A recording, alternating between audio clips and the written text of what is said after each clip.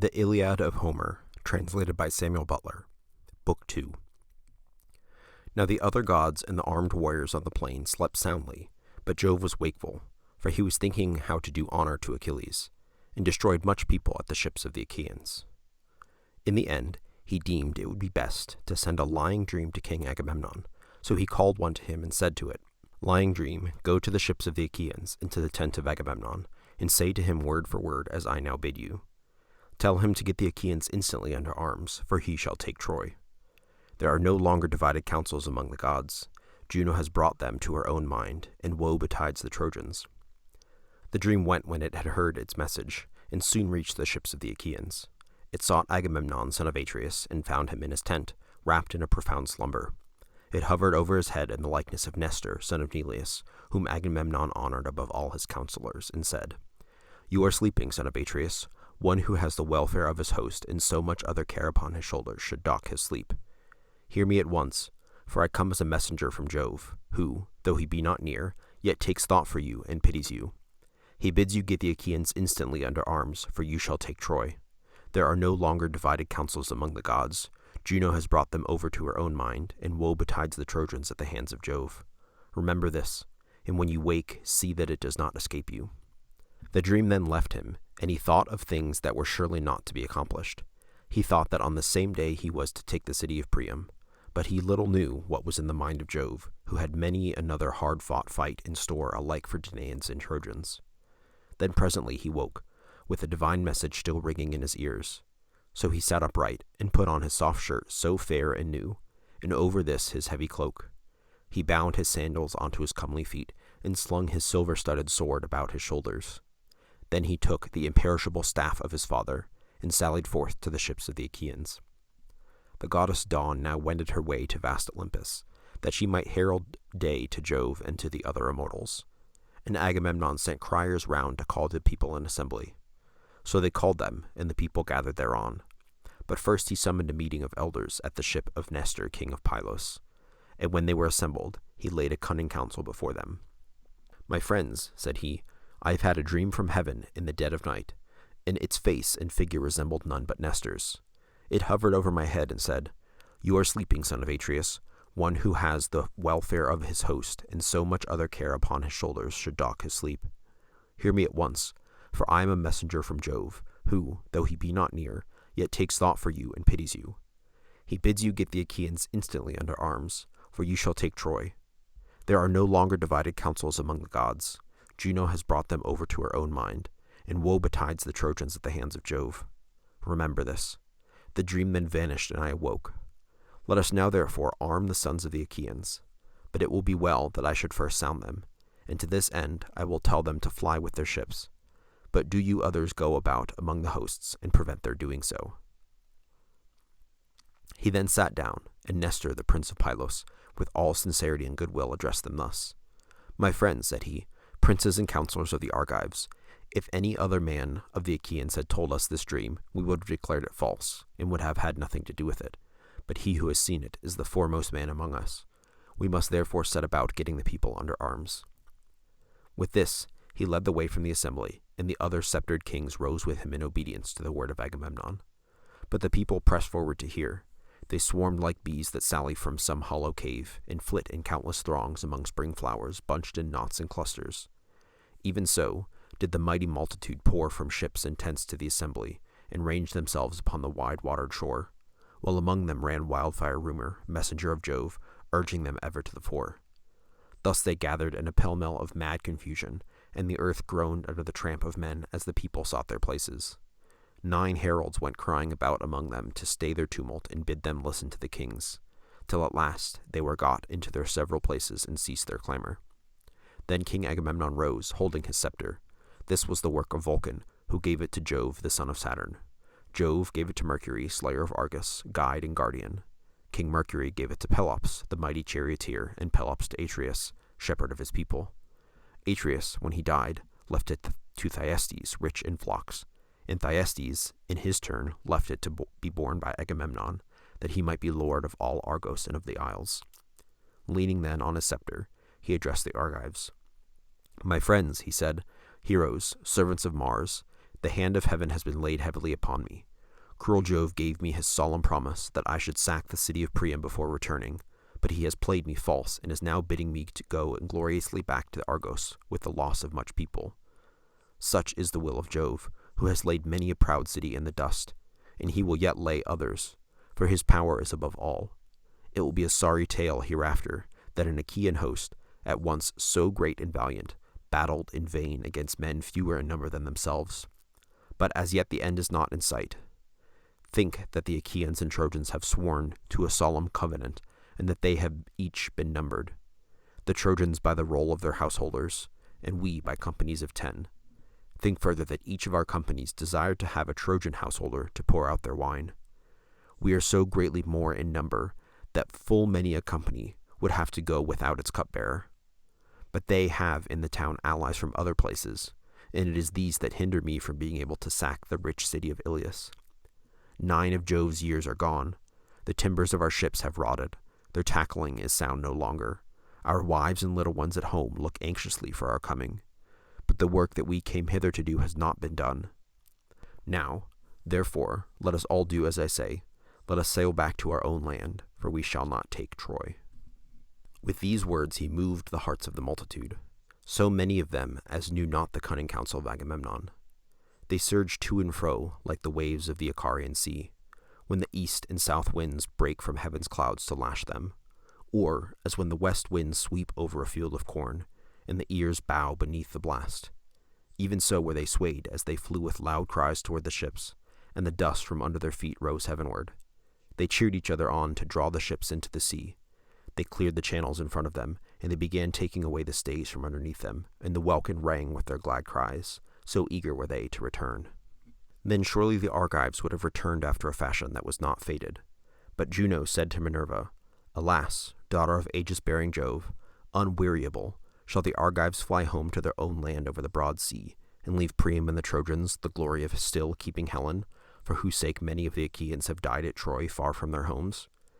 Go about at once among the host, and speak fairly to them, man by man, that they draw not their ships into the sea. Minerva was not slack to do her bidding. Down she darted from the topmost summits of Olympus, and in a moment she was at the ship of the Achaeans. There she found Ulysses, peer of Jove in council, standing alone. He had not as yet laid a hand upon his ship, for he was grieved and sorry. So she went up close to him and said, Ulysses, noble son of Laertes, are you going to fling yourselves into your ships and be off home to your own land in this way?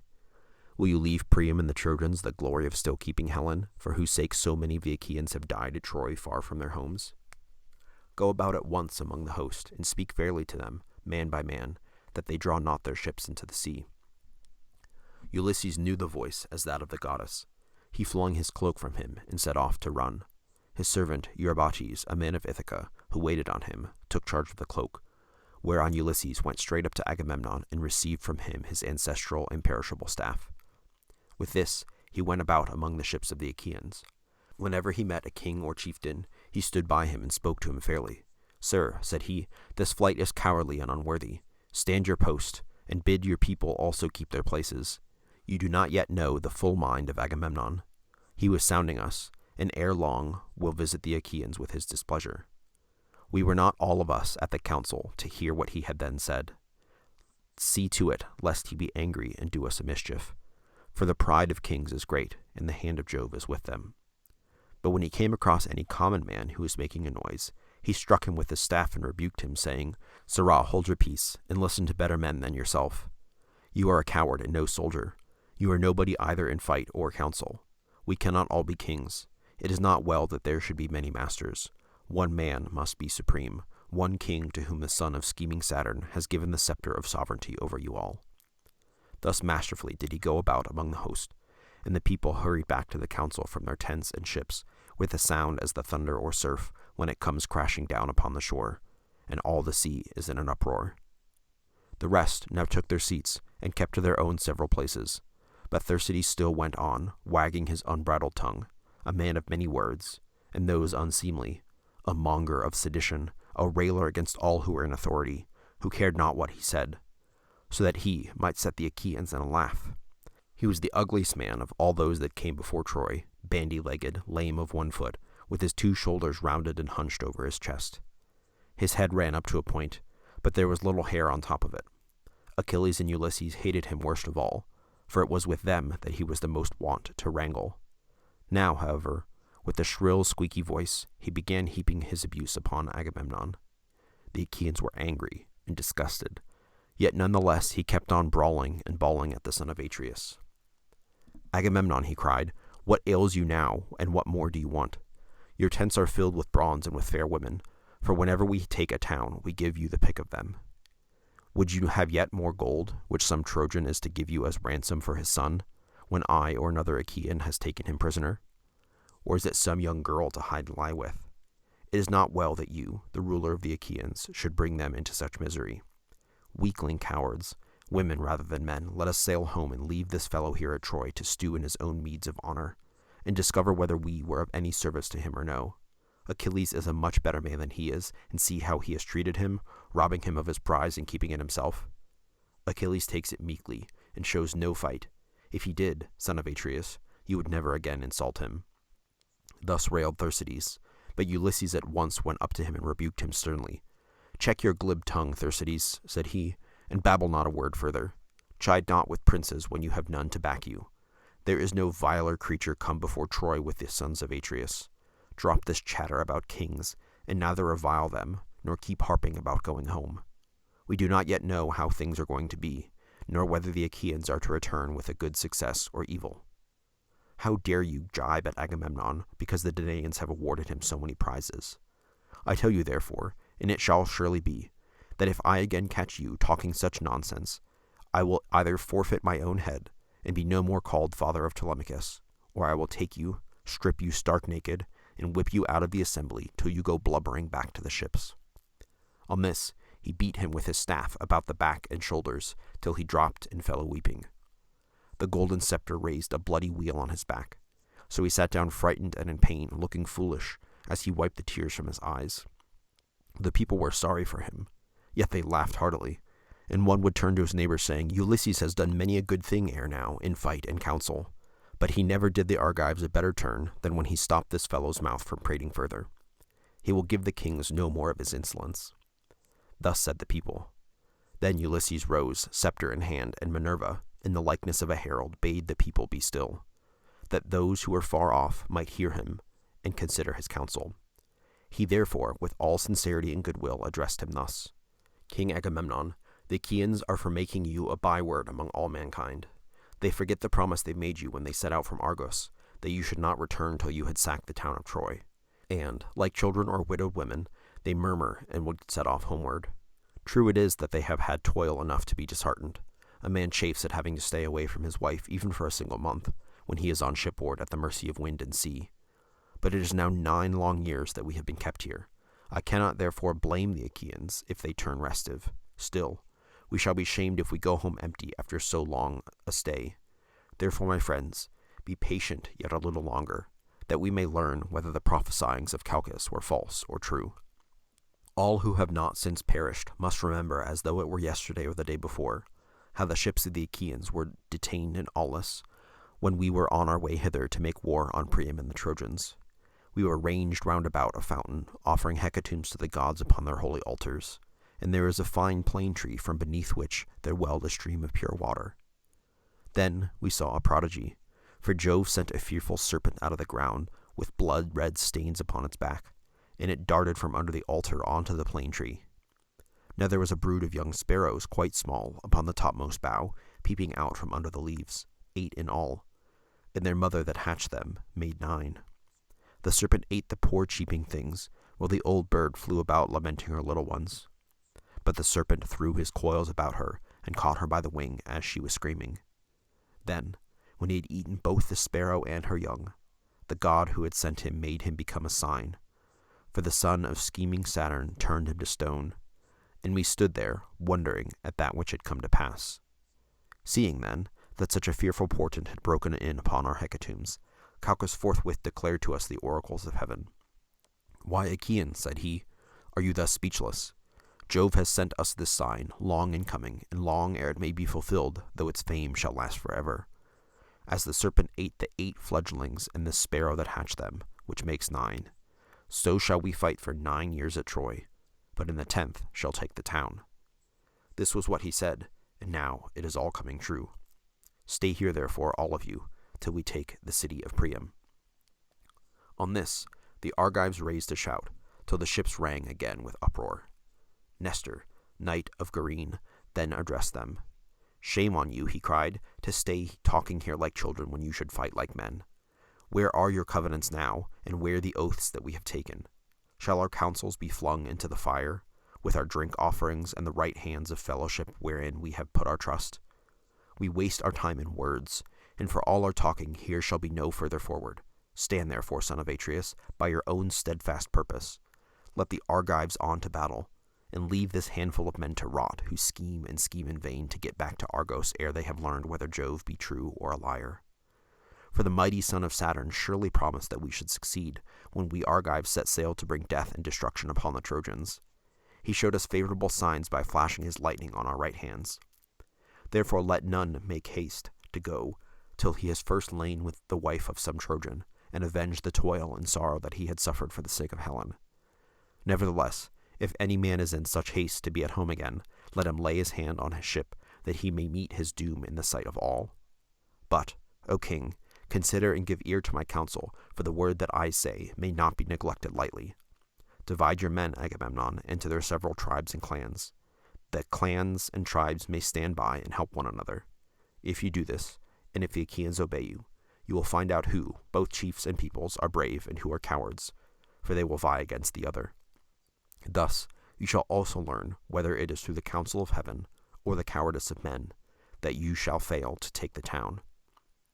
And Agamemnon answered, "Nestor, you have again outdone the sons of the Achaeans in counsel. Would by Father Jove, Minerva, and Apollo that I had among them 10 more such counselors, for the city of King Priam would then soon fall beneath our hands, and we should sack it. But the son of Saturn afflicts me with bootless wranglings and strife. Achilles and I are quarreling about this girl, in which matter I was the first to offend. If we can be of one mind again, the Trojans will not stave off destruction for a day. Now therefore get your morning meal, that our hosts join in fight. Whet well your spears, see well to the ordering of your shields, give good feeds to your horses, and look your chariots carefully over, that we may do battle the livelong day, for we shall have no rest, not for a moment, till night falls to part us.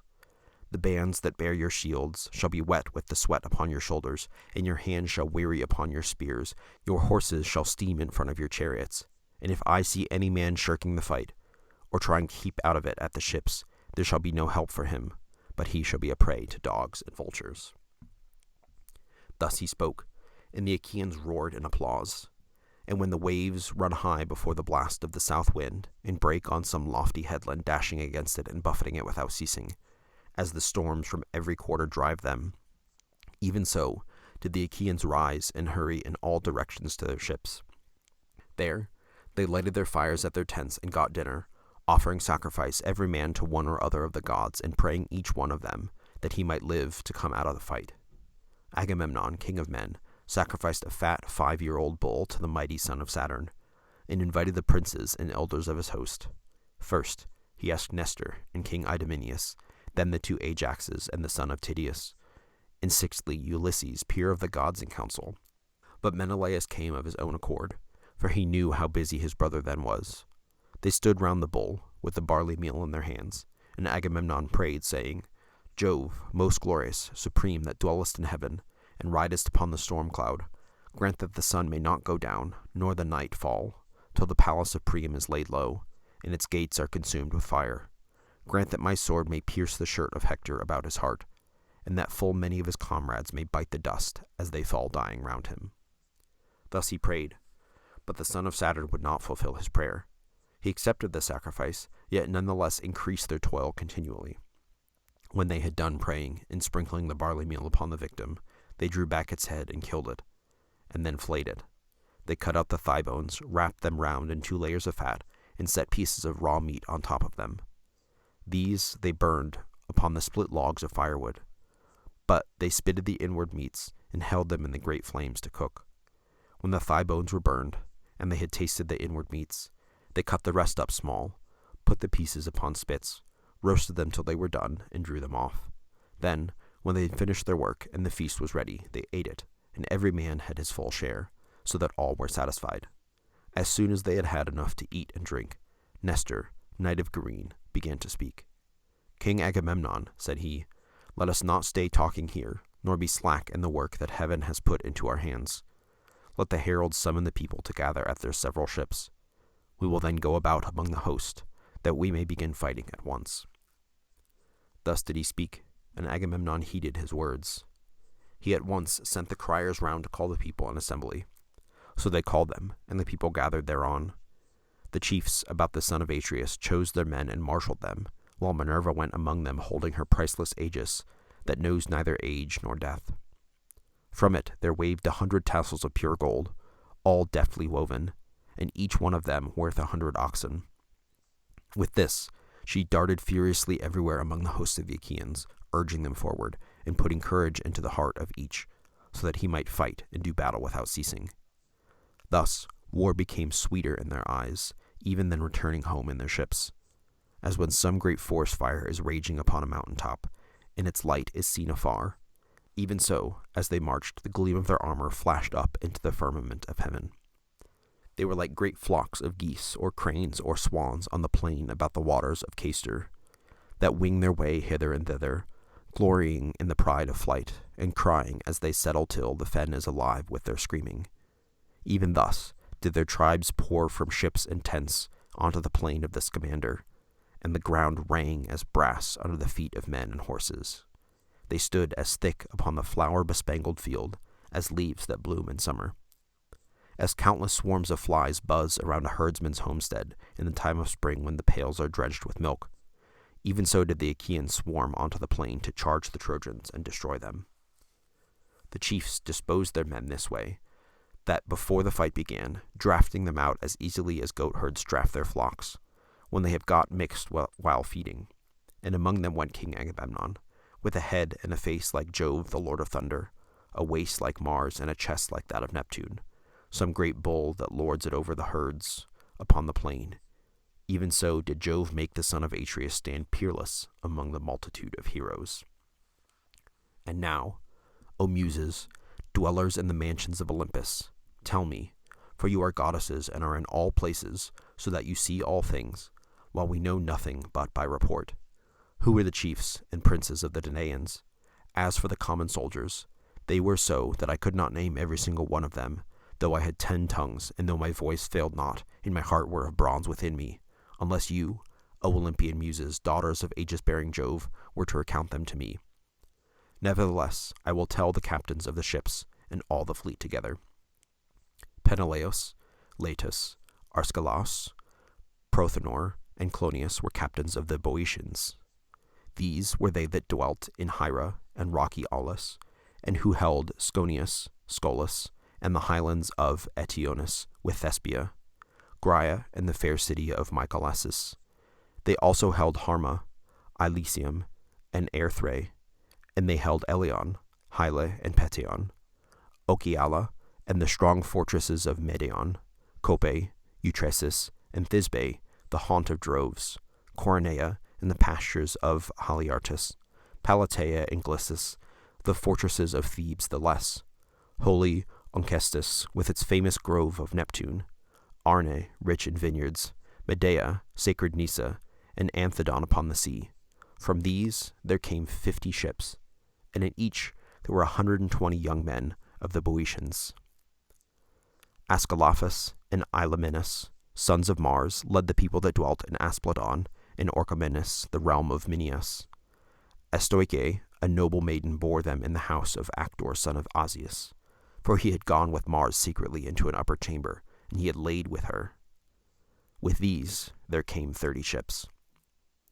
The Phocians were led by Schedius and Epistrophus, son of mighty Iphtheus, the son of Naubolus.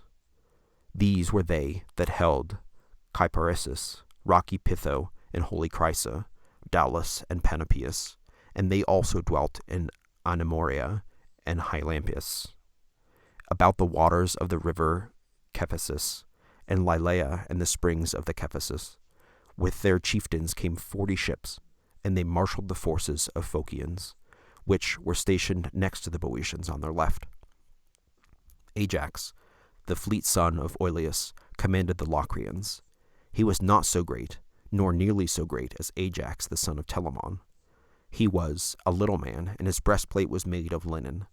But in use of the spear he excelled all the Hellenes and the Achaeans.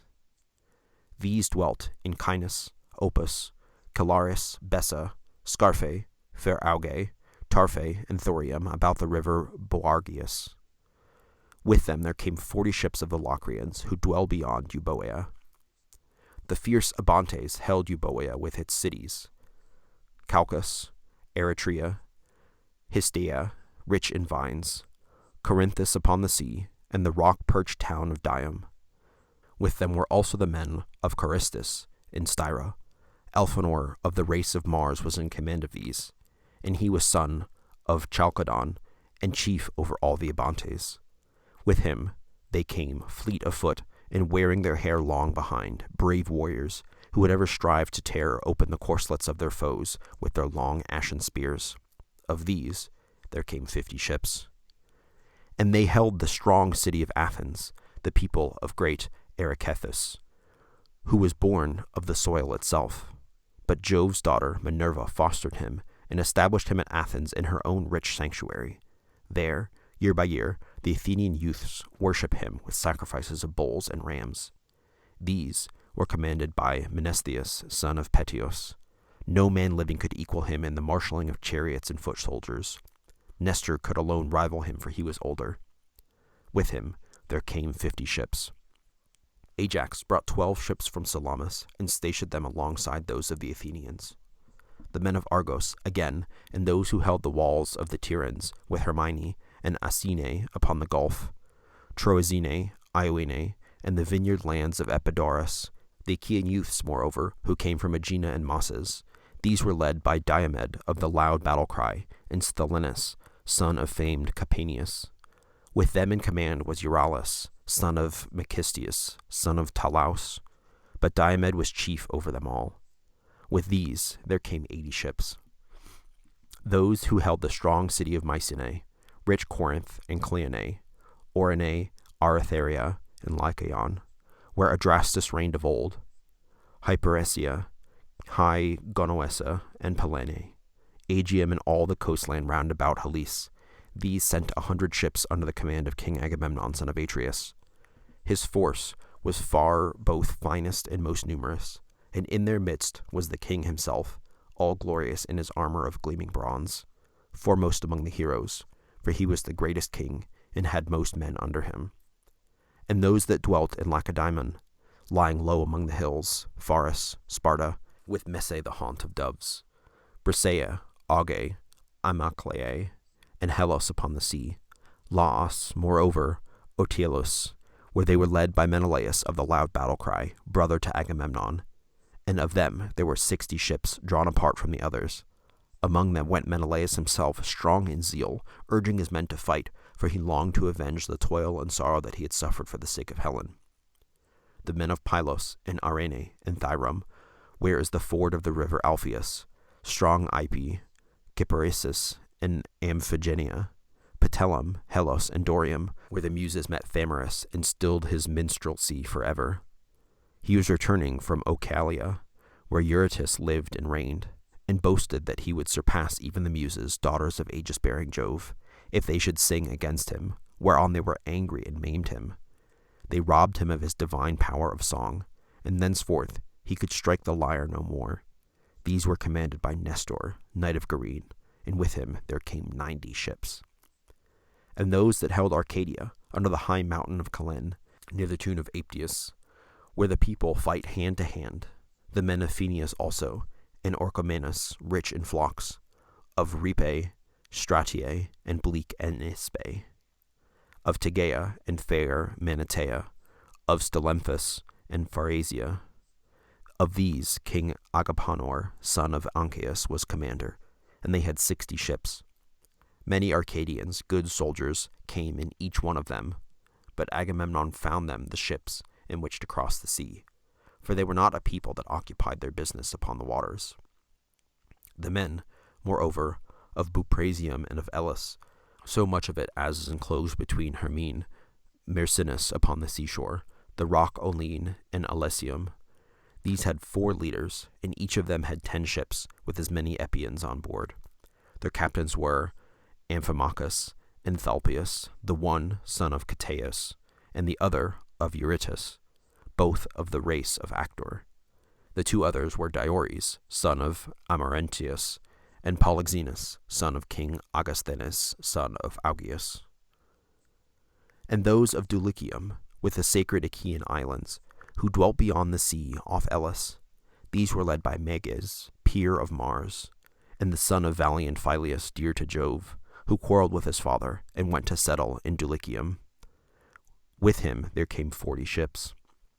Ulysses led the brave Cephallenians, who held Ithaca, Neritum with its forests, Croclea, rugged Aegyptus, Samos, and Zacynthus, with the mainland also that was over against the islands. These were led by Ulysses, peer of Jove and council, and with him there came 12 ships. Thoas, son of Andromon, commanded the Aetolians, who dwelt in Pleuron, Olenus, Pylene, Chalcus by the sea, and rocky Calydon.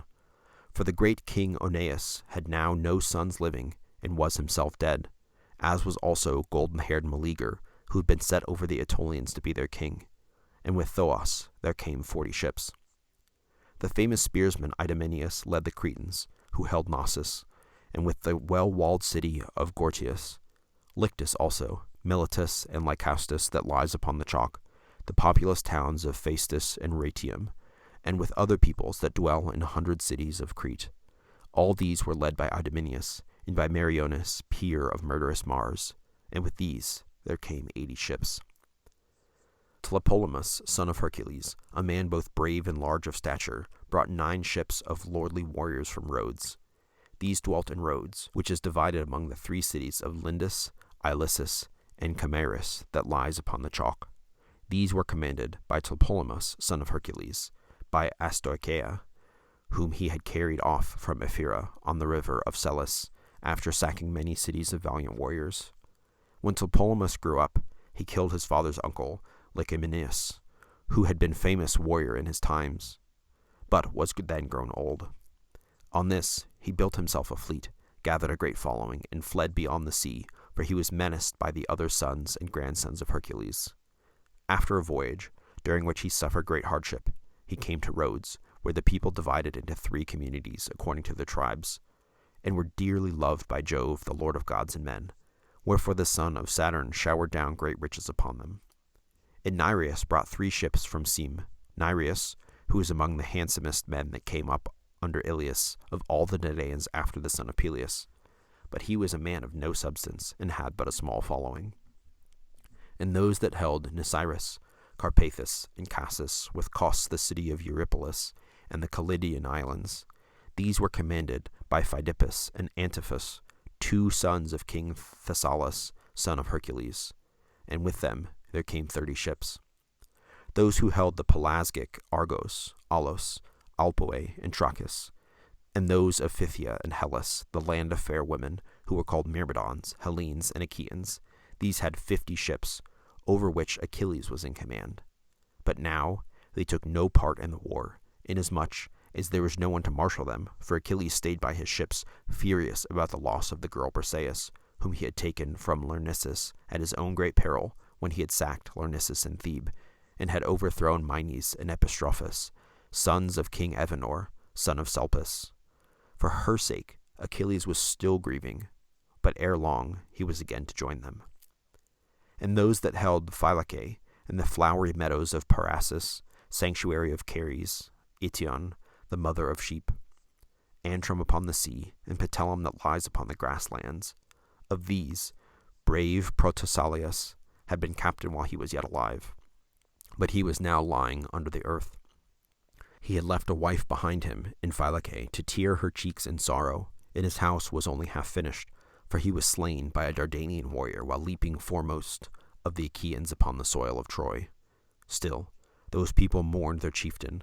They were not without a leader, for Podarchus of the race of Mars marshaled them, and he was son of Iphiclus, rich in sheep, who was the son of Phylacus. And he was own brother to Protesilaus the younger, Protesilaus being once the elder and the more valiant. So the people were not without a leader, though they mourned him whom they had lost. With him there came 40 ships.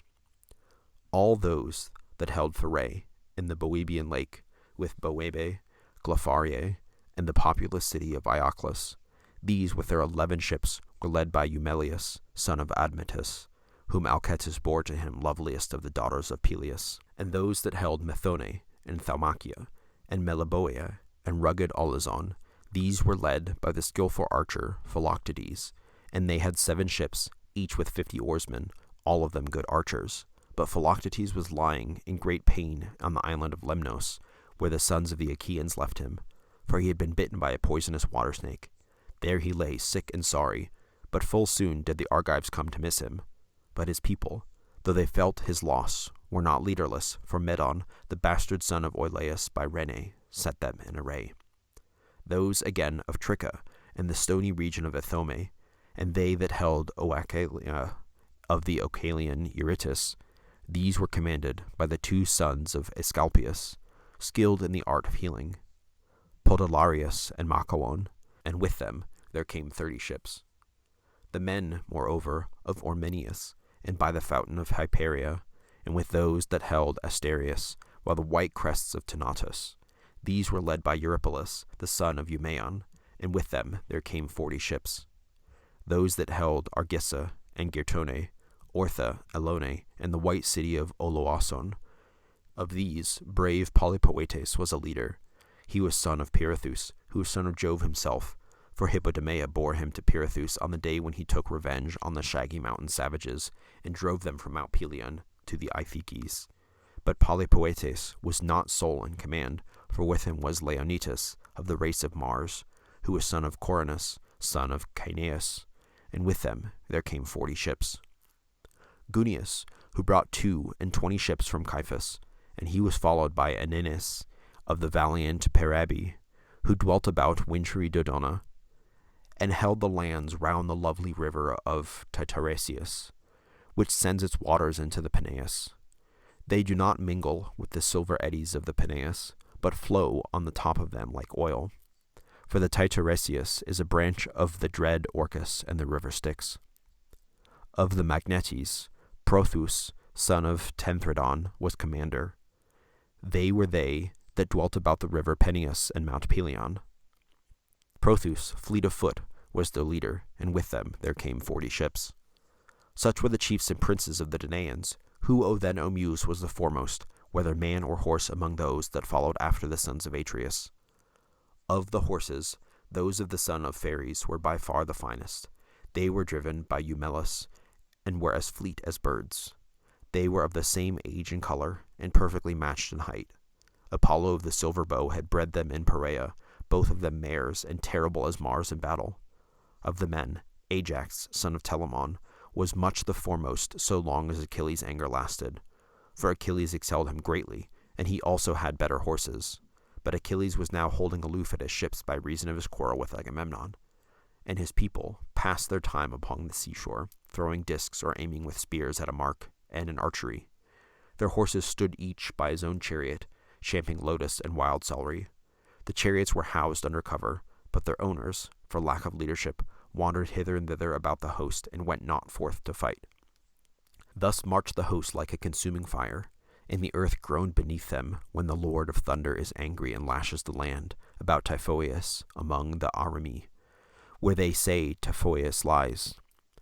Even so did the earth groan beneath them as they sped over the plain. And now Iris, fleet as the wind, was sent by Jove to tell the bad news among the Trojans. They were gathered in assembly, old and young, at Priam's gates, and Iris came close up to Priam, speaking with the voice of Priam's son Polites, who, being fleet of foot, was stationed as watchman for the Trojans on the tomb of old Isetes, to look out for any sally of the Achaeans. In his likeness Iris spoke, saying, "Old man, you talk idly as in times of peace while war is at hand. I have been in many a battle, but never yet saw such a host as is now advancing. They are crossing the plain to attack the city as thick as leaves or as the sands of the sea. Hector, I charge you above all others, do as I say. There are many allies dispersed about the city of Priam from distant places and speaking diverse tongues. Therefore let each chief give orders to his own people, setting them severally in array and leading them forth to battle. Thus she spoke, but Hector knew that it was the goddess, who at once broke up the assembly. The men flew to arms, all the gates were opened, and the people thronged through them horse and foot, with a tramp as of a great multitude. Now there is a high mound before the city, rising by itself upon the plain. Men call it Batiaea, but the gods know that it is the tomb of lithe Myrine. Here the Trojans and their allies divided their forces. Priam's son, great Hector, of the gleaming helmet, commanded the Trojans, and with him were arrayed by far the greater number and most valiant of those who were longing for the fray. The Dardanians were led by brave Aeneas, whom Venus bore to Anchises, and when she, goddess though she was, had lain with him upon the mountain slopes of Ida. He was not alone, for with him were the two sons of Antenor, Archilochus and Acamas, both skilled in all the arts of war. They that dwelt in Teleia, under the lowest spurs of Mount Ida, men of substance, who drink the limpid waters of the Aesepus, and are of Trojan blood. These were led by Pandarus, son of Lycaon, whom Apollo had taught to use the bow. They that held Adrasteia, and the land of Apasius, with Pythia, the high mountain of Tyrea, these were led by Adrestus and Amphius, whose breastplate was of linen. These were the sons of Merops of Percote, who excelled in all kinds of divination. He told them not to take part in the war, but they gave him no heed, for fate lured them to destruction. They that dwelt about Percote and Practius, with Sestos, Abydos, and Arisbe, they were led by Asius, son of Hyrtacus, a brave commander. Asius, the son of Hyrtacus, whom his powerful dark bay steeds, of the breed that comes from the river of the Salaeus, had brought from Arisbe. Hippothous led the tribes of the Pelasgian spearmen, who dwelt in fertile Larissa. Hippothous and Pylaeus of the race of Mars, two sons of the Pelasgian Lethus, son of Theotamos. Acamas and the warrior Piraeus commanded the Thracians, that those that came from beyond the mighty stream of the Hellespont. Euphemus, son of Troizenus, son of Chaos, was captain of the Ciconian spearmen. Pyracmes led the Paeonian archers from distant Abaddon by the broad waters of the river Axius, the fairest that flow upon the earth. The Paphlagonians were commanded by the stout-hearted Pylamenes from Antiae, where the mules run wild in herds. These were they that held Cytorus and the country round Sesamus, with the cities by the river of Parthenius, Cromna, Igaleos, and lofty Erythini. Odius and Epistrophus were captains over the Halazoni from distant Alibe, where there are mines of silver. Chromis and Anomus the augur led the Mysians, but his skill in augury availed not to save him from destruction, for he fell by the hand of the fleet descendant of Achaeus in the river, where he slew the others also of the Trojans. Phorcys, again, and noble Ascanius led the Phrygians from the far country of Ascania, and both were eager for the fray. Mesthiles and Antiphus commanded the Minoians, son of Telemenes, born to him of the Gygaean lake. These led the Minoians, who dwelt under Mount Tmolus. Nastes led the Carians, men of strange speech. These held Miletus and the wooded mountains of Phythares, with the water of the river Menander, and the lofty crests of Mount Mycale. These were commanded by Nastes and Amphimarchus, the brave son of Nomion. He came into the fight with gold about him, like a girl, fool that he was.